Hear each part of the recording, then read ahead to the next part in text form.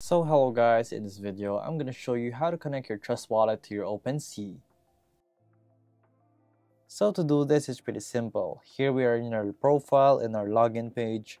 Just click login, connect wallet, and select your Trust wallet. It's going to redirect you to your Trust wallet link right here. So let's just have to wait for it, of course. So let's just wait for it to load up.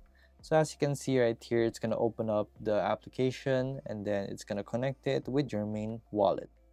So once you have done that, you can go back to here and then you'll have to do the sign message again, and then it's going to redirect you again to your Trust wallet, and then all you have to do is confirm.